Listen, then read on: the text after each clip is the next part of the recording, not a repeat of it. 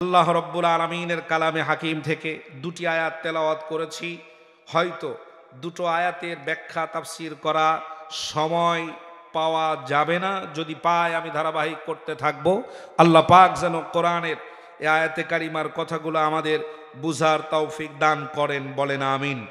সম্মানিত ভাইরা, সকলে আমার সাথে পড়েন, আউযু বিল্লাহি মিনাশ শাইতানির রাজিম। বিসমিল্লাহির রহমানির রহিম। ইয়া আইয়ুহাল্লাযীনা আমানু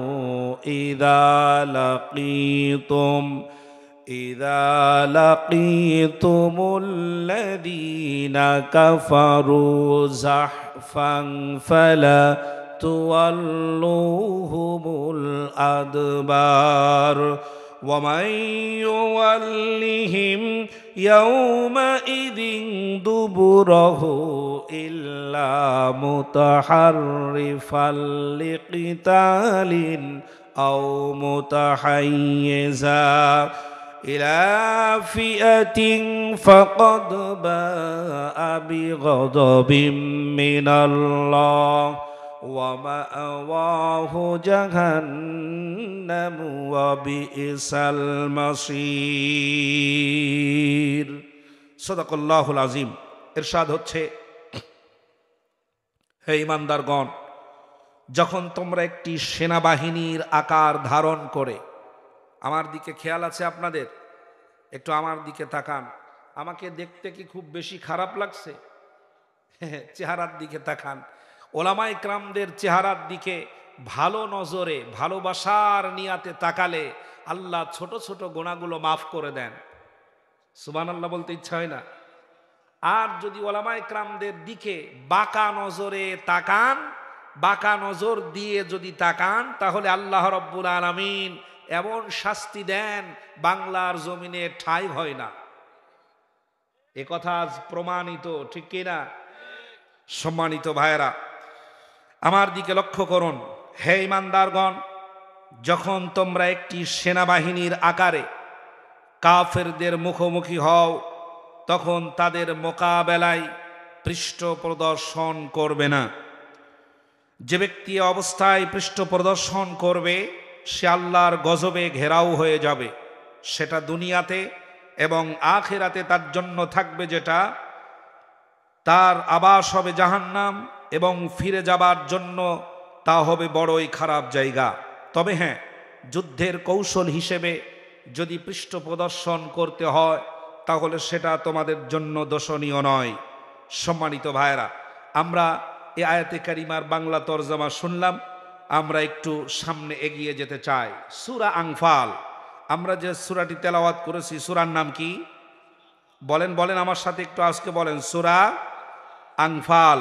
এই সূরা আনফাল, কোরআনুল কারীমে সূরা আছে 114টি। এর মধ্যে সূরা আনফাল হলো ক্রমিক নাম্বার অনুসারে 8 নাম্বার সূরা। কত নাম্বার সূরা বললাম?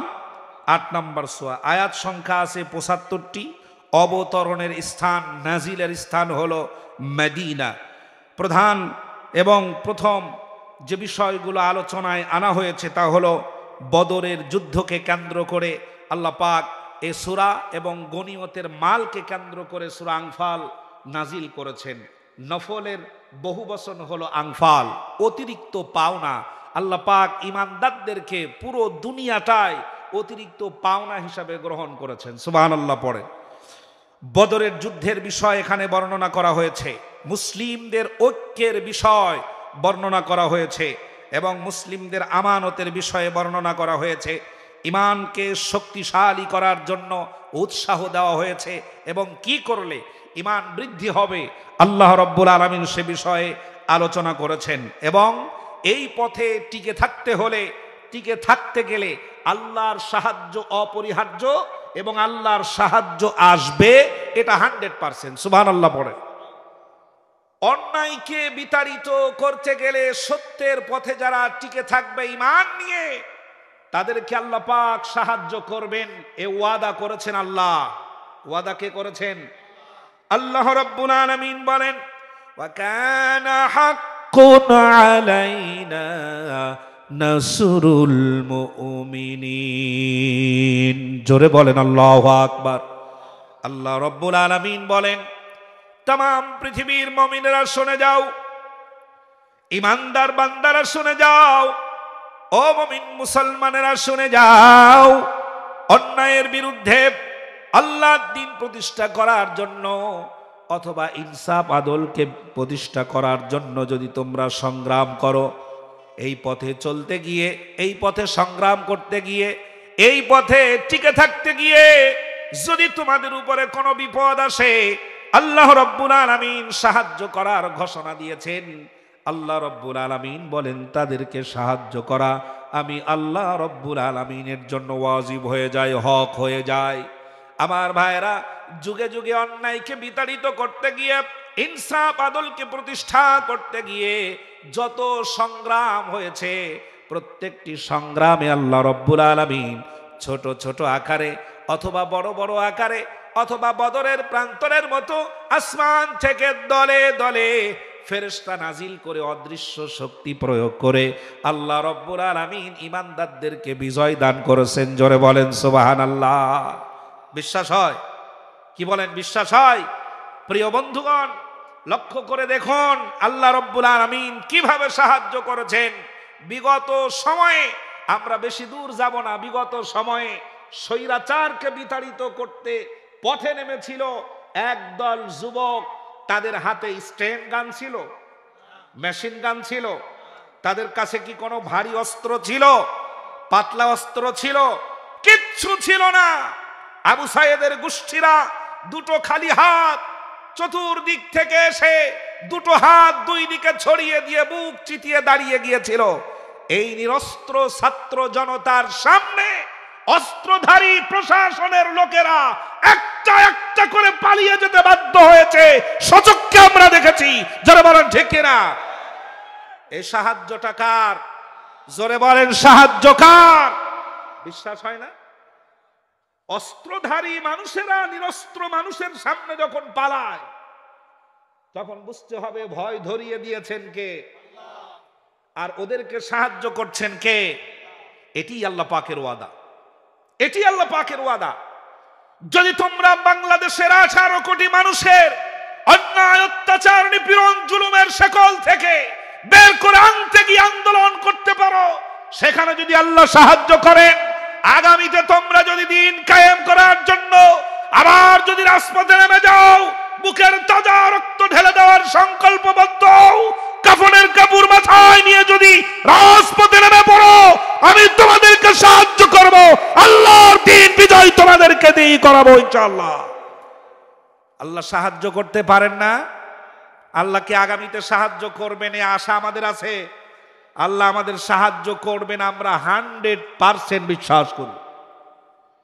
আমার ভাইরা, আল্লাহ রাব্বুল আলামিন সাহায্যের হাত বাড়িয়ে দেন। এজন্য আল্লাহ ওয়াদা করেছেন, আল্লাহ রাব্বুল আলামিন ঘোষণা করেছেন ওয়া কানা হাক্কুন আলাইনা নাসরুল মুমিনিন। মুমিন বান্দারা যখন সত্য এবং ন্যায়ের পথে টিকে থাকতে গিয়ে বিপদে পড়ে যায়, আমি আল্লাহ রাব্বুল আলামিনের সাহায্য দিয়ে তাদেরকে বিজয় দান করে। জোরে বলেন সুবহানাল্লাহ। আমার প্রিয় ভাইরা, আজকের মাহফিলের উপস্থিত জনতা, আল্লাহ রাব্বুল আলামিন বললেন, তোমরা যখন কাফেরদের বিরুদ্ধে ন্যায় আর ইনসাফকে প্রতিষ্ঠা করার জন্য সেনাবাহিনীর রূপ ধারণ করে যখন তোমরা মুখোমুখি হয়ে যাবে, খবরদার তোমরা পিছপা হবে না, খবরদার তোমরা পৃষ্ঠ প্রদর্শন করবে না। তোমাদের কাছে ভারী অস্ত্র নাই বলে তোমরা পালিয়ে যাওয়ার সিদ্ধান্ত নেবে না, তোমাদের কাছে অস্ত্র শস্ত্র কম বলে সিদ্ধান্ত নেবে না পালিয়ে যাওয়ার জন্য। জনশক্তিও যদি কম হয়, তারপরেও তোমরা পালিয়ে যাওয়ার চেষ্টা করবে না। পালিয়ে যাওয়ার মনোভাব যেন তোমাদের ভিতরে না আসে। শত্রুপক্ষ যদি বেশিও হয়, তারপরেও যেন তোমরা পালিয়ে যাওয়ার চিন্তা করো না। আল্লাহর কাছে যে সৈনিক আছে, ওই সৈনিক পাঠায়া দিয়ে হলেও আল্লাহ রব্বুল আলামিন তোমাদেরকে বিজয় দান করবেন। জোরে বলেন সুবহানাল্লাহ। এই বিজয় আনতে গেলে বদরের মুসলিমদের মতো বিজয় আনতে গেলে আমরা যতই কম হই না কেন, একটা জিনিস আমাদের মনে রাখতে হবে, আমরা সংখ্যায় কম হলেও আমরা কাঁচা অথবা অপর্যাপ্ত শক্তি আমাদের আছে, আমাদের ট্রেনিং নাই, আমরা আনাড়ি, এরকম অবস্থা যেন আমাদের না হয়। প্রশিক্ষণ প্রাপ্ত সৈনিকের ভূমিকা পালন করবে তোমরা, তাহলে আল্লাহ রাব্বুল আলামিন তোমাদেরকে বিজয় দান করবেন। সম্মানিত ভাইরা, আল্লাহ রাব্বুল আলামিন আমাদেরকে সেনাবাহিনীর রূপে মাঠে নামার, রাস্তায় নামার, দিন কায়েমের আন্দোলন করার জন্য আল্লাহ পাক অর্ডার করেছেন। আমরা যেন এক একজন সেনা সদস্য। এই ঘোষণা কার? যারা ইমানদার তারা এক একজন কি? আপনারা কি খুব বেজার নাকি আমার ভাষা বুঝতেছেন না? আমি আপনাদের ভাষা বুঝি না। দুইজনে যদি কথা বলেন তাহলে আমার কাছে মনে হয় নতুন কোন কিতাব নাজিল হচ্ছে মনে হয়। কিন্তু আমার ভাষা কি আপনারা বুঝতেছেন? একটু জবাব দিলে খুশি হই, না হলে তো আমি আপনাদের ভাষা পরিপূর্ণভাবে না বুঝতে পারার কারণে আমার মনের ভিতরে একটা কষ্ট থেকে যাবে। সম্মানিত ভাইরা, সেনাবাহিনী তারা ইমানদার, যারা ইমানদারদেরকে আল্লাহ পাক সেনাবাহিনীর রূপ ধারণ করার ঘোষণা দিলেন। সেনাবাহিনী কখনো ভয় পায় না। সেনাবাহিনী ভয় পায়? সেনাবাহিনী কখনো ময়দান ছেড়ে পালিয়ে যায়? সেনাবাহিনী কখনো বাড়ির চিন্তায় চোখের পানি ফেলে যুদ্ধবিরতি দেয় না। সেনাবাহিনী তারা হলো লাশ সামনে পড়ে, লাশকে ডিঙিয়ে বিজয়ের পতাকা ছিনিয়ে আনার জন্য তারা সামনে অগ্রসর হয়। তাদেরকে থামানো যায় না, তাদেরকে ফিরানো যায় না, তাদেরকে দমানো যায় না, তাদেরকে নিঃশেষ করে দেওয়া যায় না। ইমানদাররা এক একটা ইমানদার আল্লাহর কাছে সেনাবাহিনী। এরা যখন রাস্তায় নামে তাদেরকে শেষ করে দেওয়া যায় না। এই সেনাবাহিনীকেও শেষ করা যাবে না, এই ইমানদার বান্দাদেরকেও নিঃশেষ করে দেওয়া সম্ভব নয়। কারণ এরা যার দিকে ডাকে সেটার নাম হলো কোরআন, এরা যার দিকে ডাকে সেটার নাম হলো ইসলাম, যার শেকড় 7 তমক জমিনের নিচেই গেলে আছে, যার শাখা প্রশাখা প্রস্ফুটিত হয়ে আরশে আজিম পর্যন্ত ছেয়ে পড়েছে, বিস্তৃত হয়ে পড়েছে। এ যদি কেউ এই সেনাবাহিনী আর এই শাখা, এই ডাগাসটাকে ধাক্কা দিয়ে নিশ্চিহ্ন করে ফেলে দিতে চায়, এটার ডাল পালার নিচেই চাপা পড়ে গোষ্ঠী শুদ্ধা ছেপ হয়ে যাবে, কেউ তাদেরকে রক্ষা করতে পারবে না। সুতরাং আমরা সেনাবাহিনী আমাদের অবস্থান ঠিক করতে হবে। আমরা সেনাবাহিনী আমরা যেন ভয় না পাই, আমাদের অন্তর যেন দুর্বল না হয়। এজন্য আল্লাহ রাব্বুল আলামিন সেনাবাহিনী হওয়ার জন্য বেশ কিছু গুণ দান করেছেন। এই গুণগুলো যদি আমরা অর্জন করতে পারি তাহলে আমরা সেনাবাহিনীর ভূমিকা পালন করতে পারবো ইনশাআল্লাহ। আর সেনাবাহিনীর ভূমিকা যখন পালন করবে তখন আল্লাহর বক্তব্য হলো, বিপদে পড়লে আমি আল্লাহ তোমাদের সাহায্য করব। সুবহানাল্লাহ। আল্লাহ রাব্বুল আলামিন বলেন, যারা নাকি ইমানদার ওই মানুষগুলো হলো সেনাবাহিনীর আকারে কাফেরদের মোকাবেলা করার জন্য যখন ময়দানে নামবে, ওই সেনাবাহিনীর 1 নাম্বার গুণ আল্লাহ পাক কোরআনুল কারীমার ভিতরে বলেছেন, আতিউল্লাহ ওয়া আতিউর রাসূল ওয়া উলিল আমরি মিনকুম। জোরে বলেন আল্লাহু আকবার। সেনাবাহিনীর 1 নাম্বার গুণ হলো আনুগত্যশীল। সেনাবাহিনী কখনো আনুগত্যের বাইরে চলে না। প্রতিটি কদম ফেলে, প্রতিটি কর্মকাণ্ড সম্পাদন করে, সবগুলো তার আনুগত্যের মাধ্যমেই সব কাজকর্মগুলো হয়। সেনাবাহিনী খাবার খায়, এটাও তার আনুগত্যের মধ্যে। সেনাবাহিনী অস্ত্র ধারণ করে, এটাও তার আনুগত্যের মধ্যে। সেনাবাহিনী যখন আনুগত্যের শিকলে বন্দী হয়ে যায়, আনুগত্য নিয়ে যখন সামনে চলতে থাকে, আল্লাহ রাব্বুল আলামিন বলেন, সুশৃঙ্খল আনুগত্যশীল সেনাবাহিনীকে আমি আল্লাহ রাব্বুল আলামিন বিজয় দান করার ঘোষণা দিয়েছি। জোরে বলেন সুবহানাল্লাহ। সেনাবাহিনী আনুগত্যশীল, এরা 1 নাম্বার আনুগত্য করে আল্লাহর। কার আনুগত্য করে? আল্লাহর। যেই সেনাবাহিনী আল্লাহর আনুগত্য করে সেই সেনাবাহিনীর আজ চূড়ান্ত আবেদন হলো, বাংলাদেশের 54 বছরের ইতিহাসে আমরা অনেককে দেখেছি, অনেক আইন দেখেছি, অনেক প্রশাসন দেখেছি। আগামীতে আল্লাহর আইন দেখতে চাই। আপনাদের ইচ্ছা নাই? ইচ্ছা নাই?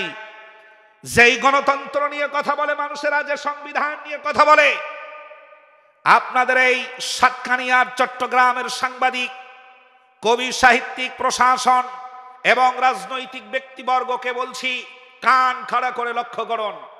54 বছরের ইতিহাসে আপনাদের মরে যাওয়া, পচে যাওয়া, পক্ষাঘাত হয়ে যাওয়া এই রকমের অথর্ব আইন, অথর্ব সংবিধান বাংলাদেশের মানুষকে 54 বছরে কিচ্ছু দিতে পারে নাই। বরং এই সংবিধানকে পুঁজি করে এক একটা দল তাদের ভাগ্যের পরিবর্তন ঘটিয়েছে। সম্মানিত বীর চট্টলার মুসলমানেরা, আমরা এই মরে যাওয়া, পচে যাওয়া, মানুষের পুতুল হয়ে যাওয়া যেই সংবিধানকে 17 বার ওপেন হার্ট সার্জারি করার পরেও বাংলাদেশ থেকে চুরি বন্ধ হয় নাই, ডাকাতি বন্ধ হয় নাই, ধর্ষণ বন্ধ হয় নাই, লুটতরাজ বন্ধ হয় নাই, গুম খুন বন্ধ হয়ে যায় নাই, বরং এই সংবিধানের উপরে দাঁড়িয়েই নতুন নতুন ষড়যন্ত্র করে, নতুন নতুন স্বৈরাচার তৈরি হয়ে নতুন নতুন নির্যাতনের উদাহরণ বিশ্বের মুখে প্রতিষ্ঠিত করেছে। বাংলাদেশে তৈরি হয়েছে নতুন করে আয়নাঘর। এমন নির্যাতন চালিয়েছে যে সংবিধানের উপরে দাঁড়িয়ে, ওই সংবিধান আগামীতে চাই না। এই 54 বছরে আমরা অনেক দেখেছি। আপনারা কি কষ্ট পাচ্ছেন? কষ্ট পাবেন। আমি প্রথমেই স্মরণ করিয়ে দিয়েছি, ইসলামী রাষ্ট্রের সেই মহান ঘোষণা যেন শহীদ আল্লামা দেলোয়ার হোসেন সাঈদী রহমাতুল্লাহি আলাইহির কথার প্রতিফলিত হয় এই বীর চট্টলার মাটি থেকে। সেজন্য বাংলাদেশের অন্যান্য জেলার মানুষের চাইতে এই সেনাবাহিনীর ভূমিকায় আপনাদেরকে থাকতে হবে বেশি, ইনশাআল্লাহ। আল্লাহ যেন রহম করেন, কবুল করেন, আল্লাহ যেন তৌফিক দান করেন, বলেন আমিন। সম্মানিত ভাইরা, এই সেনাবাহিনী এক নাম্বার তাদের গুণ হলো তারা আনুগত্যশীল এবং সুশৃঙ্খল। আমি এই সেনাবাহিনীর গুণ যতগুলি পড়েছি, সবগুলো পড়ার পর আমি দেখেছি, মিলিয়ে মিলিয়ে দেখেছি, প্রকৃতপক্ষেই ইসলামী আন্দোলনের কর্মীদের সাথে একটা একটা করে অকপটভাবে 100% মিলে যায়। সুবহানাল্লাহ পড়ে। আমি বলছি আপনি মিলান। যদি নবীর আদর্শের সাথে কোনো ব্যক্তির আদর্শ মিলে যায়, তাহলে সে লোক ধন্য, ঠিক কিনা? যদি কোনো ব্যক্তির আদর্শ রসুলের আদর্শের সাথে মিলে যায়, যদি কোনো ব্যক্তির জীবন পরিচালনা কোরআনুল কারীমের বর্ণিত নিয়ম পদ্ধতির সাথে মিলে যায়, তাহলে সে লোকটা ধন্য। আমাদেরকেও নিজেদেরকে পরিবর্তন করে কোরআনের মতো, রসুলের আদর্শের মতো হতে হবে। বাংলাদেশের সবচাইতে বড় সমস্যা হলো আমরা নিজেরা পরিবর্তন হতে চাই না, আমরা একটা একটা করে নিয়ম পরিবর্তন করতে চাই। এ হচ্ছে এদেশের সবচেয়ে বড় রোগ। আমরা নিজেরা পরিবর্তন হতে চাই না। আমরা মনে করি এই সবগুলো পরিবর্তন করলে বুঝি শান্তি আসবে, এসবগুলো পরিবর্তন করলে বুঝি আমাদের মুক্তি আসবে, এইটা মনে করি। কিন্তু পরিবর্তন হতে হলে নিজেদেরকে পরিবর্তন করতে হবে আল্লাহর বলা এবং রসুলের বলে দেওয়া সুন্নাহ অনুযায়ী। আল্লাহ বুঝার তৌফিক দান, বলেন আমিন। এই সেনাবাহিনীর এক নাম্বার গুণ হলো তারা আনুগত্য করবে কার? জোরে বলেন, আনুগত্য করবে কার? কারো বাবার আনুগত্য করবে না, কারো দাদার আনুগত্য করবে না, কারো স্বামীর আনুগত্য করবে না, কারো মুরব্বীর আনুগত্য করবে না, কোন পীরের আনুগত্য করবে না। আনুগত্য যার করবে এক নম্বরে তিনি কে? আল্লাহ। 2 নাম্বার আনুগত্য করবে এ পৃথিবীর সর্বকালের সর্বযুগের সর্বশ্রেষ্ঠ মহামানব জনাবে মুহাম্মদুর রাসূলুল্লাহ সাল্লাল্লাহু আলাইহি ওয়াসাল্লাম। এই 2 জনের আনুগত্যের পরেই আল্লাহ পাক বলছেন উলিল আমরি মিনকুম, যেই মানুষগুলো নিঃস্বার্থভাবে, পরীক্ষিত আকারে, যে মানুষগুলো নিঃস্বার্থভাবে গোটা জাতির উন্নয়নের পরিকল্পনা হাতে নিয়ে আল্লাহর দেখানো পথে তোমাদেরকে নির্দেশনা দেয়, তারাই হলো তোমাদের জন্য উলিল আমর এই মানুষগুলোর আনুগত্য করবে। এখন নবী নাই, এখন রসুল আমাদের মাঝে নাই। আমরা যদি এই উলিল আমর যারা তাদের আনুগত্যের শৃঙ্খলে যদি আবদ্ধ হতে না পারি, তাহলে আমরা সেনাবাহিনী ব্যর্থ হয়ে যাব, আমাদের বিজয় সামনে আসবে না। বিজয় আনতে গেলে আমাদের আনুগত্য করতেই হবে, বিজয় আনতে গেলে আমাদের আনুগত্য করতেই হবে, সুশৃঙ্খল হতেই হবে। অগোছালো এলোমেলো জীবন দিয়ে, এলোমেলো সেনাবাহিনী দিয়ে কখনো বিজয় ছিনিয়ে আনা যাবে না। আপনারা বললেন আগামীতে আল্লাহর আইন চান, এটা প্রতিষ্ঠিত করতে হলে সুশৃঙ্খল জীবনে আমাদের ফিরে যেতে হবে, উলিল আমরের 100% আনুগত্য করতে হবে। সম্মানিত বীর চট্টলার মুসলমানেরা, কান খাড়া করে লক্ষ্য করুন, এই দেশ ইমানদারদের দেশ, এই দেশ আমাদের দেশ, এই দেশ মুসলমানদের দেশ। এই দেশে সব থেকে বেশি বসবাস করে যারা, তাদের নাম কি? জোরে বলেন। এই দেশে সব থেকে বেশি বসবাস করে সংখ্যায় যারা বেশি, তারা হলো মুসলমান। ভারতে হিন্দুর সংখ্যা বেশি থাকার কারণে যদি ওটা হিন্দুস্তান হয়, তাহলে বাংলাদেশে মুসলমানের সংখ্যা বেশি হওয়ার কারণে এটা মুসলিমদের, মুসলমানদের দেশ এই নামেই অভিহিত হওয়া দরকার ছিল। এদেশে অনেক মুসলমান, বেশিরভাগ মুসলমানের বাস করে, এটা মুসলমানের দেশ। বীর চট্টলার মুসলমানদেরকে বলছি, কান খাড়া করে লক্ষ্য করে শুনুন, এই 18 কোটি অধ্যুষিত মুসলিম দেশ, এই 56,000 বর্গ মাইলের দেশ, এটা রবীন্দ্রনাথের দেশ নয়, এটা সূর্য সেনের দেশ নয়, এটা কোনো ঠাকুরদার দেশ নয়, এটা মুসলমানদের দেশ, এই সেনাবাহিনীর দেশ। এরা যদি ইসলামী আইন চায় তাহলে তা প্রতিষ্ঠিত করতে হবে, প্রতিষ্ঠিত হবে, এটাই আমাদের বিশ্বাস। আমার ভাইরা, আল্লাহ রাব্বুল আলামিন বলেন, আনুগত্য যদি 100% হয় তাহলে তোমাদের বিজয় দান করব। আর তোমরা যদি শৃঙ্খলাবদ্ধ হও, তোমরা যদি নিয়ম মেনে চলো, আমি আল্লাহ রাব্বুল আলামিন তোমাদের বিজয় দান করব। জোরে বলেন সুবহানাল্লাহ। আমার ভাইরা, এই আনুগত্য করতে গিয়ে, আল্লাহর দ্বীন প্রতিষ্ঠা করতে গিয়ে নিজের ইচ্ছাকে কোরবানি করতে হতে পারে, নিজের স্বপ্নকে কোরবানি দিতে হতে পারে, নিজের জীবনকে কোরবান দিতে হতে পারে, নিজের সন্তানকেও কোরবানি দিতে হতে পারে, আল্লাহর দ্বীনকে প্রতিষ্ঠা করার জন্য সম্পদের কোরবানি দিতে হতে পারে। যা যা কোরবানি দিতে দরকার, কোরবানি দেওয়া দরকার, সবগুলো যদি আমরা 100% কোরবানি দিতে পারি, আল্লাহ রাব্বুল আলামিন অবশ্যই মুসলমানদেরকে আগামীতে বিজয় দান করবেন। এই সেনাবাহিনীর 2 নাম্বার গুণ হলো, তারা দেশের নিরাপত্তার জন্য সর্বোচ্চ ঝুঁকি নিতে পারে। কোনো কিছু পাক আর না পাক, কোনো কিছু অর্জিত হোক আর না হোক, এই সেনাবাহিনী তারা তাদের পাড়া, তারা তাদের মহল্লার নিরাপত্তা দেওয়ার জন্য সর্বোচ্চ চেষ্টা করবে। তাদেরকে যদি খাদ্য দেওয়া না হয়, তাদেরকে যদি টাকা দেওয়া না হয়, তাদেরকে যদি এইটার কারণে কোনো প্রতিদান দেওয়া না হয়, তারপরেও তারা নিঃস্বার্থভাবে কাজ করে। আমার ভাইয়েরা, গোটা বাংলাদেশের 64টি জেলা ঘুরে ঘুরে দেখেছি, বাংলাদেশে নিঃস্বার্থভাবে যারা কাজ করে, ইসলামী আন্দোলনী নেতা কর্মী ছাড়া অন্য কোনো রাজনৈতিক দলের নেতা কর্মীদের পাওয়া যায় না। আপনারা কি আমার সাথে একমত? আমার সাথে একমত?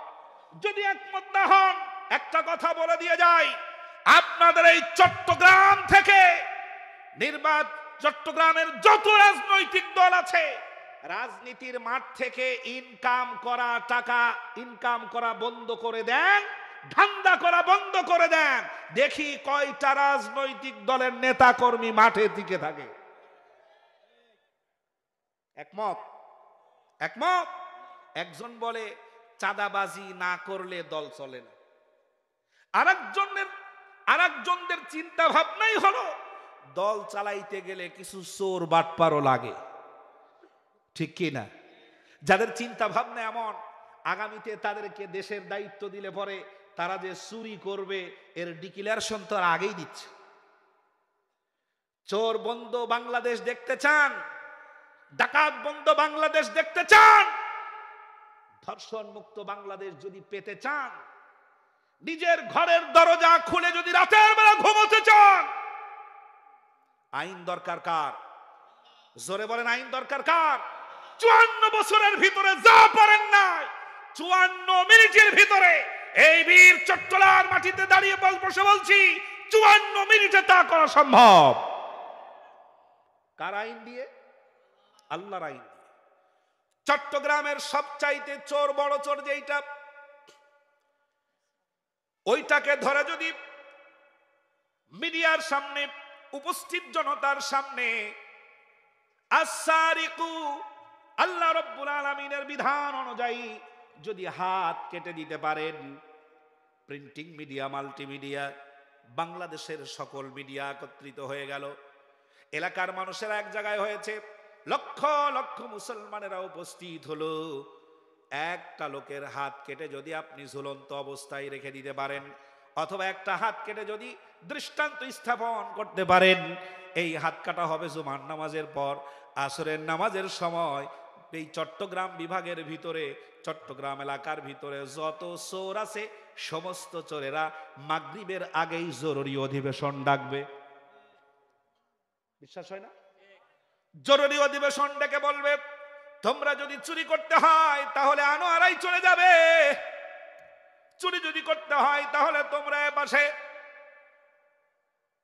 তোমরা এইদিকে অন্য বাজারে যাবে, চুরি যদি করতে হয় সমস্ত এলাকায় তোমরা যাবে।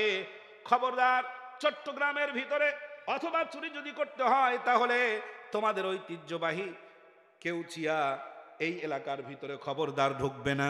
কারণ আমরা জানতে পেরেছি ওই এলাকার মুসলমানেরা চোর যদি ধরা পড়ে তাহলে তার সরাসরি তারা হাত কেটে নেয়। তোমাদের হাত যদি বাঁচাতে হয়, তাহলে চুরি যদি চালাতে হয় আর হাত যদি বাঁচাতে হয়, তাহলে অমুক এলাকার ভিতরে খবরদার চুরি করতে যাওয়া যাবে না। ঠিক কি না?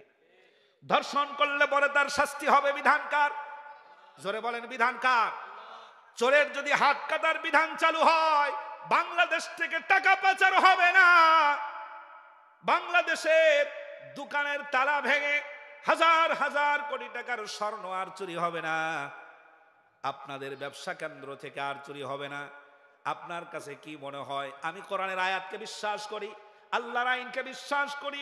আল্লাহর আইন যদি প্রতিষ্ঠিত হয় তাহলে পৃথিবীর বুকে, জমিনের বুকে কোনো চোর থাকবে না, সব চোরেরা ভালো হয়ে যাবে। আল্লাহ রাব্বুল আলামিন এমন একটা ব্যবস্থাপনা দান করেছেন, এইটা যদি তোমাদের ভালো না লাগে তাহলে বোঝা যাবে চুরি করার অভ্যাস পরিবর্তন করতে চাও না বলে তোমরা আল্লাহর আইন চাও না। আল্লাহ পাক ঈমানদারদেরকে সেনাবাহিনী ঘোষণা করলেন। এই সেনাবাহিনীর 1 নাম্বার কোয়ালিটি হলো আনুগত্য করবে কার? একটু জোরে আওয়াজে বলেন, আনুগত্য করবে কার? 2 নাম্বার আনুগত্য করবে রাসূলের। কার? 3 নাম্বার আনুগত্য করবে উলিল আমর, যেই লোকটা নিঃস্বার্থভাবে আখিরাতের চিন্তায় ইসলামকে সুপ্রতিষ্ঠিত করার জন্য নেতৃত্ব দেয়, এই লোকটার আনুগত্য করবে। আল্লাহ পাক এই আনুগত্য করার জন্য আদেশ করেছেন। সম্মানিত ভাইরা, এই সেনাবাহিনীর 2 নাম্বার গুণ হলো দেশের শান্তি শৃঙ্খলা বজায় রাখতে গিয়ে, পাড়া মহল্লার শান্তি শৃঙ্খলা বজায় রাখার জন্য তারা দৃঢ় সংকল্পবদ্ধ হবে। তারা উশৃঙ্খল হবে না, সুশৃঙ্খল ভাবে তারা তাদের দেশের নিরাপত্তা রক্ষা করবে। তারা তাদের দায়িত্ব পালনগুলো পালন করবে। এই দায়িত্ব পালন করতে গিয়ে কোন রকমের বিনিময় তারা নেবে না, কোন রকমের উপঢৌকন তারা হাতে গ্রহণ করবে না। তাদেরকে যদি একেবারে শূন্য হাতে ফিরিয়ে দেওয়া হয় তারপরেও তারা মন খারাপ করবে না। আমার প্রিয় ভাইরা, এখান থেকে বলছিলাম বাংলার জমিনে কোন রকমের টাকা পয়সা ছাড়া, কোন রকমের অনুদান ছাড়া, কোন রকমের কোনো বেনিফিট ছাড়া যারা ইসলামী আন্দোলন নেতৃত্ব দেয়, এই মানুষগুলো ছাড়া অন্য কোনো রাজনৈতিক দলের ভিতরে এমন মানুষ খুঁজে পাওয়া সম্ভব নয়। এজন্য বলছিলাম বাংলাদেশের যত রাজনীতিবিদেরা লম্বা গলায় কথা বলে, বিশ্বাস করুন রাজনীতির মাঠ থেকে টাকা কামাই করা বন্ধ করে দেন, একটা রাজনৈতিক নেতার কর্মীকে খুঁজে পাওয়া যাবে না। কারণ তাদের ধান্দাই হলো এখানে আসলে পরে আমাদের কিছু ইনকাম হবে। ঠিক কি না? আল্লাহ রাব্বুল আলামিন বলেন, তোমাদের প্রতিদান দিবেন কে? জাযাউহুম ইনদা রাব্বিহিম, যখন তোমরা কাজ করবে তোমাদের প্রতিদান আল্লাহ রব্বুল আলামিন দান করবে। ব্যবসা করবে আল্লাহ পাক বরকত দান করবে, চাকরি করবে আল্লাহ রব্বুল আলামিন বরকত দান করবে, ক্লিনিক করে দেবে সেখান থেকে আল্লাহ রব্বুল আলামিন তোমাদেরকে বরকত দান করবে, শিক্ষা প্রতিষ্ঠান করবে সেখান থেকে তোমাদেরকে আল্লাহ রব্বুল আলামিন বরকত দান করবে। আল্লাহ রব্বুল আলামিন বলেন ওয়া আইদ্দু লাহুম মাস্তাতাতুম মিন কুওয়া। জোরে বলেন আল্লাহু আকবার। আল্লাহ রাব্বুল আলামিন বলেন তোমরা তাদের মোকাবেলায় যত সম্ভব শক্তি প্রয়োগ করে দাও, বিজয় দান করবো আমি আল্লাহ রাব্বুল আলামিন। এই জন্য সেনাবাহিনী তারা অন্য কোনো ভয় অন্তরের ভিতরে রাখে না, চিন্তা ভাবনা তারা তাদের মাথার ভিতরে রাখে না, তারা শুধু একজনের সন্তুষ্টি কামনা করে, তিনি হচ্ছেন আল্লাহ। সন্তুষ্টি যার সন্তুষ্টি চান তিনি কে? দুনিয়ার কোন লোকটা আমার পক্ষে হলো আর আমার বিপক্ষে গেল আর আমার সমালোচনা করলো, এইটা দেখার চিন্তা দেখার টাইম তার কাছে থাকে না। তিনি চান তাম পৃথিবীর লোকেরা যদি আমার থেকে মুখ ঘুরিয়ে নেয়, বিশ্ব মালিক যদি আমার দিকে তাকিয়ে থাকে, এটাই আমার জন্য যথেষ্ট। ইমানদারের জন্য আল্লাহর সন্তুষ্টি যথেষ্ট। সুবহানাল্লাহ পড়ে। আমার ভাইরা, তাম পৃথিবীর সমস্ত মানুষেরা যদি আপনাকে ঘৃণা করে, তাম পৃথিবীর সব মানুষেরা যদি আপনাকে অপছন্দ করে, রাষ্ট্রের সকল মানুষ যদি আপনাকে পছন্দ নাও করে, আল্লাহ রাব্বুল আলামিন যদি আপনাকে পছন্দ করে, তাহলে আপনি ধন্য। একটু কান পেতে লক্ষ্য করুন, এই পৃথিবীর যত মানুষ বাবাজান আদম আলাইহিস সালাম থেকে শুরু করে এ পর্যন্ত, এখান থেকে নিয়ে কিয়ামত পর্যন্ত যত মানুষ এসেছেন আর আসবেন, সমস্ত মানুষের ভিতরে আল্লাহ রাব্বুল আলামিনের নবী মুহাম্মদুর রাসূলুল্লাহ সাল্লাল্লাহু আলাইহি ওয়াসাল্লামের চাইতে শ্রেষ্ঠ মানুষ এই পৃথিবীর বুকে আর কেউ। এ কথা মানেন? এটা কি মানেন? রসুলের চাইতে শ্রেষ্ঠ মানব পৃথিবীতে আর কেউ নাই, এটা কি মানেন? আমার চট্টগ্রামের ভাইরা, আল্লাহর নবীর চাইতে শ্রেষ্ঠ মানুষ পৃথিবীর বুকে নাই। তারপরেও নবীজিকে মার খেতে হয়েছে নাকি হয় নাই? আল্লাহ রসুল মক্কাতুল মুকাররমার আগত সমস্ত হাজির ক্যাম্পে, হাজিদের তাবুতে তাবুতে গিয়া বলে, পৃথিবীর লোকেরা শান্তি যদি পেতে চাও, মুক্তি যদি পেতে চাও, মক্কাতুল মুকাররমার এই ধর্ষণ যদি বন্ধ করতে চাও, ডাকাতি যদি বন্ধ করতে চাও, লুটতরাজ যদি বন্ধ করতে চাও, তাহলে পরে তোমাদেরকে পড়ে নিতে হবে লা ইলাহা ইল্লাল্লাহ। তোমাদেরকে আইন মানতে হবে কেবলমাত্র আল্লাহর। বিশ্বাস করুন ভাইরা, আল্লাহর নবী যদি শুধু নামাজের কথা বলতেন, আল্লাহ রসুল যদি শুধু রোজার কথা বলতেন, আল্লাহর নবী যদি শুধু তাসবির কথা বলতেন, জিন্দেগিতে কোনোদিন আবু জেহেল, আবু লাহাব, উতবা, সাইবার সঙ্গে নবীজির কখনো সংঘাত হতো না।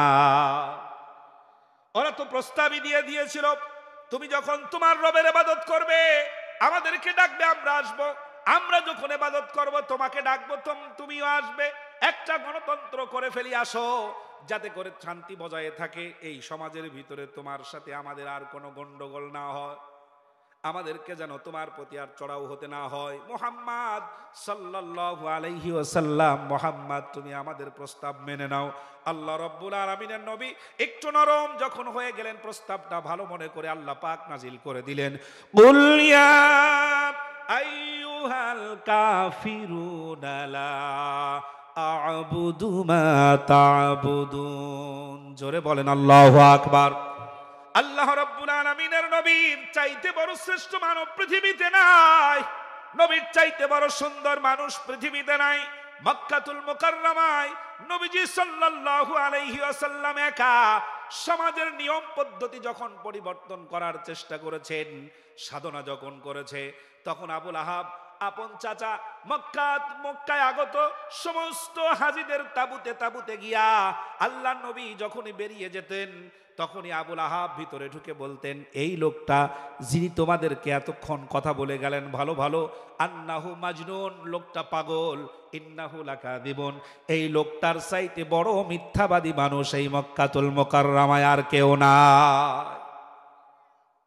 সম্মানিত ভাইরা, আজও মুহাম্মাদের উত্তরসূরিরা আল্লাহর দ্বীনের আল্লাহর বলে দেওয়া নিয়ম পদ্ধতি অনুযায়ী যদি সমাজ পরিবর্তন করতে চাই, রাষ্ট্র যদি পরিবর্তন করতে চায়, তাহলে এক শ্রেণীর মানুষ বলবে এরা হলো রাজাকার, এরা হলো আল বদর, এরা হলো জঙ্গি, এরা হলো এইটা, এরা হলো সেইটা, নানান রকমের কথা বলে তাদেরকে খাটো করার চেষ্টা করবে। প্রকৃতপক্ষে আল্লাহর আইন প্রতিষ্ঠিত হোক, এটাই তাদের মাথা ব্যথা, অন্য কোনো মাথা ব্যথা নাই। আল্লাহর আইন প্রতিষ্ঠিত হলে পরে তার কোনো অসুবিধা নাই, সে জানে, তারপরেও বিরোধিতা করে। আল্লাহর আইন যদি প্রতিষ্ঠিত হয়, তাহলে পরে আবু জাহেল, আবু লাহাব, উতবা, সাইবা তাদের ধান্দা চলবে না। আল্লাহর আইন যদি প্রতিষ্ঠিত হয়ে যায়, তাহলে অবশ্যই তোমাদেরকে কাজকর্মে মনোযোগ দিতে হবে। আল্লাহ রাব্বুল আলামিন কোরআনুল কারিমার ভিতরে বলছেন, ফাইদা কুদিয়াতিস সালাতু ফান্তাশিরু ফিল আরদ। জোরে বলেন আল্লাহু আকবার।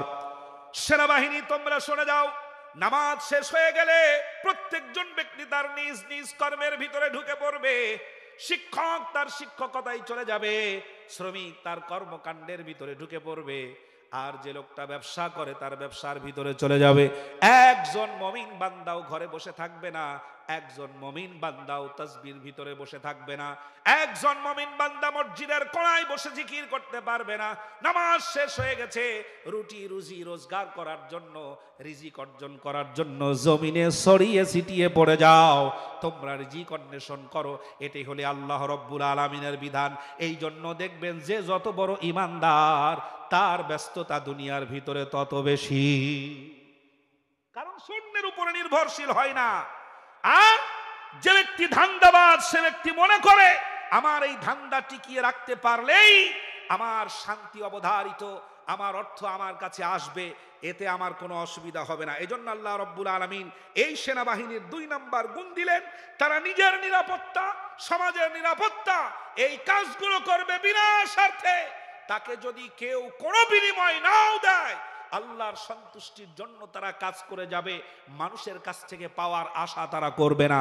জাযাউহুম ইনদা রাব্বিহিম, এই চিন্তা ভাবনাই যদি তাদের হয়, আমি আল্লাহ পাক তাদেরকে এমন পুরস্কার দেব, যেই পুরস্কার পেয়ে তারা খুশি হয়ে যাবে। জোরে বলেন সুবহানাল্লাহ। এই সেনাবাহিনীর 3 নাম্বার গুণ হলো, আল্লাহ রাব্বুল আলামিন বলেন কঠোর ট্রেনিং আর কঠোর শক্তি অর্জন করার জন্য তারা পরিশ্রম করে, তারা সংগ্রাম করে, তারা প্রশিক্ষণ প্রাপ্ত হয়ে যায়। আমার ভাইয়েরা, এই মানুষগুলো শুধুমাত্র অজুর প্রশিক্ষণ দেয় না, এই মানুষগুলো শুধুমাত্র নামাজের প্রশিক্ষণ দেয় না, এই মানুষগুলো শুধুমাত্র তাসবিহ তাহলিল তেলাওয়াতের প্রশিক্ষণ নেয় না, এই মানুষটা শুধুমাত্র কোরআনুল কারীমের তেলাওয়াতের প্রশিক্ষণ নেয় না, এই মানুষটা তার জীবনের, এই মানুষটা তার জীবনের সফলতা অর্জন করার জন্য শুধুমাত্র এটার প্রশিক্ষণ দেয় তা নয়, আল্লাহ দিন কায়েমের জন্য অথবা নিজের রুজি উপার্জন করার জন্য ব্যবসার প্রশিক্ষণ দেয়, শিক্ষকতার প্রশিক্ষণ দেয়, দেশ এবং জাতি রক্ষা করার জন্য অবশ্যই তারা অস্ত্রেরও প্রশিক্ষণ দিয়ে থাকে। সম্মানিত ভাইরা, লক্ষ্য করুন, শুধুমাত্র নামাজের প্রশিক্ষণ চলবে, শুধুমাত্র কোরআন প্রশিক্ষণ চলবে দেশে। আমাদের দেশের মুসলমানেরা মনে করে নামাজ পড়া, রোজা রাখা, তাসবিহ তাহলিল তেলাওয়াত করা, এই কিছু কাজ ইসলামের, এগুলো করলেই জান্নাত যথেষ্ট অবধারিত, আল্লাহ রাব্বুল আলামিন তোমার উপরে খুশি হয়ে যাবে, এত ঝামেলার মধ্যে তোমাদের যাওয়ার কোনো প্রয়োজন নাই। এই চিন্তা ভাবনাই যারা করে, লক্ষ্য করুন, আল্লাহ রাব্বুল আলামিন কোরআনুল কারীমের ভিতরে একটি আয়াতে কারিমা দিয়েছেন, সেটি হলো আল্লাহ রাব্বুল আলামিন বলছেন, ফাইদা ক্বারাতাল কুরআনা ফাসতাইয বিল্লাহি মিনাশ শাইতানির রাজীম। জোরে বলেন আল্লাহু আকবার। হে পৃথিবীর লোকেরা, কোরআনুল কারীম তেলাওয়াতের আগে একটি বিষয় তোমাদেরকে মনে রাখতে হবে, সেটি হলো এই, কোরআন তেলাওয়াত করার আগে শয়তান বন্ধ করে নেবে ভালোভাবে। এই ঘোষণাটা কার? আল্লাহর। আপনারা কি খুব বেজার হয়ে গেছে, রাগ হয়ে গেছে? একটু আওয়াজ দিলে ভালো হয়। আল্লাহ বলছেন ফাইদা ক্বরাতাল কুরআন ফাস্তাইদ বিল্লাহি মিনাশ শাইতানির রাজিম। কোরআন তেলাওয়াতের আগে শয়তান বন্ধ করে নেবে ভালোভাবে। এই ঘোষণাটি আল্লাহর। এই আয়াতটি কোরআনে আছে তো? জি, খেয়াল করুন, কোরআন তেলাওয়াতের আগে শয়তান বন্ধ করার নির্দেশ দিলেন আল্লাহ পাক, ওয়াজিব। এই চট্টগ্রামের ইসলামিক শিক্ষিত ব্যক্তিরা, ইমাম মহোদয়, মাদ্রাসার পণ্ডিত যারা, প্রত্যেকের কাছে প্রশ্ন করবেন আগামীকাল থেকে, কেউ যদি নামাজ পড়ার আগে আউযু বিল্লাহ না পড়ে তাহলে তার নামাজ হবে না, এমন কথা একটা হাদিসেও নাই, কোরআনেও নাই। আছে? কেউ যদি রোজা পালন করার সময় আউযু বিল্লাহি মিনাশ শাইতানির রাজিম না পড়ে তার রোজা হবে না, এমন কোন মাসআলা জীবনে শুনেছেন? কেউ যদি তাসবিহ তেলাওয়াত করে আউযু বিল্লাহ না পড়লে তার তাসবিহ পড়া হবে না। কেউ যদি দান করে আউযু বিল্লাহ না পড়লে তার দান করা হবে না। কেউ যদি ইতিকাফ করে আউযু বিল্লাহ না পড়লে তার ইতিকাফ হবে না। এমন কোন কথা আল্লাহ কোরআনুল কারীম বা নবীজি সাল্লাল্লাহু আলাইহি ওয়াসাল্লামের হাদিসের মধ্যে বলেন নাই। আল্লাহ রাব্বুল আলামিন বললেন কোরআনুল কারীম তেলাওয়াত করার আগে অবশ্যই শয়তান বন্ধ করে নেবে। তার কারণ হলো, ভালো করে খেয়াল করুন, আপনাদের এই সাতকানিয়া এলাকায় যত মানুষ বসবাস করে তাদের ভিতরে আল্লাহর কোরআন তেলাওয়াত করতে পারে এমন মানুষ আছে না নাই? আছে না? এমন মানুষ খুঁজে পাওয়া যাবে। পুরো চট্টগ্রামের আদমশুমারি যদি করা হয়, যত মানুষ বসবাস করে আল্লাহর কোরআন তেলাওয়াত করতে পারে এরকম বিরাট একটা সংখ্যা পাওয়া যাবে কিনা? তাম বাংলাদেশের যত মুসলিম বসবাস করে, হিন্দু, বৌদ্ধ, খ্রিস্টান, তাদেরকে বাদ দিয়া সকল মুসলিমদের ভিতরে আল্লাহর কোরআন তেলাওয়াত করতে পারে এরকম একটা মুসলিমদের বিরাট সংখ্যা পাওয়া যাবে, যারা কোরআন তেলাওয়াত জানে, কোরআন তেলাওয়াত করে। ফজরের নামাজের পরে সূরা ইয়াসিন তেলাওয়াত করে, এশার নামাজের পরে সূরা মুলক তেলাওয়াত করে, মাগরিবের নামাজের পরে সূরা ওয়াকিয়া তেলাওয়াত করে। আল্লাহর কোরআনের তেলাওয়াত শোনার জন্য, পড়ার জন্য তারা মরিয়া হয়ে ওঠে। আল্লাহর কোরআন পড়াটাকে অত্যন্ত সওয়াবের কাজ মনে করে, কারণ তারা তেলাওয়াতও করে। আমার ভাইরা, শুধু সাধারণ মানুষ না, বাংলাদেশের প্রশাসনের ভিতরে যারা আছে, পুলিশদের ভিতরে কোরআন তেলাওয়াত করতে পারে এরকম পুলিশ আছে না নাই? এরপরে আরেকটু আগান, বাংলাদেশের সেনাবাহিনীতে যারা চাকরি করে তাদের ভিতরে কোরআনুল কারীম তেলাওয়াত করতে পারে এই রকমের সেনাবাহিনী আছে না নাই? আল্লাহর কোরআনুল কারীম তেলাওয়াত করতে পারে র্যাবের অফিসারেরা, সাধারণ কর্মীরা, সৈনিকেরা, এরকম আছে না? শুধুমাত্র তারাই নয়, এই বাংলাদেশ পরিচালনা করতে গিয়ে ইউনিয়ন পরিষদের এক একটা ওয়ার্ডের মেম্বার যারা, তাম বাংলাদেশের মেম্বারদের তালিকা যদি বানান তাহলে তার ভিতরেও কোরআন তেলাওয়াত করতে পারে এরকম মেম্বার পাওয়া যাবে। চেয়ারম্যানদের ভিতরে কোরআন তেলাওয়াত করতে পারে এরকম চেয়ারম্যান বিগত সময়েও ছিল, আগামী সময়তেও আসবে। এমপি যারা, তারা কোরআন তেলাওয়াত করতে পারে এরকম এমপি বাংলাদেশে 2-4 জন আছে না নাই? আগামীতে থাকবে বলে আশা করা যায় না? আশা করা যায়। কোরআন তেলাওয়াত জানে। যেই দেশের সাধারণ মানুষ কোরআন তেলাওয়াত করতে পারে, অসাধারণ মানুষ কোরআন তেলাওয়াত জানে, যেই দেশের ওয়ার্ডের মেম্বার থেকে শুরু করে প্রধানমন্ত্রী পর্যন্ত অনেক মানুষেরা কোরআন তেলাওয়াত জানে, যেই দেশের সেনাবাহিনী কোরআন তেলাওয়াত জানে, যেই দেশের প্রশাসন, পুলিশ বিভাগ কোরআনুল কারীমের তেলাওয়াত জানে, রাজনীতিবিদেরা অনেকেই কোরআন তেলাওয়াত জানে। বিশ্বাস করুন ভাইরা, এত সংখ্যা মানুষ কোরআন তেলাওয়াত জানে, তাদের সামনেই আল্লাহর আইনের কথা বললে যার কাছে রাজনীতি মনে হয়, ওই বেটা কোরআন তেলাওয়াত করে ঠিকই, শয়তান আজও বন্ধ হয় না।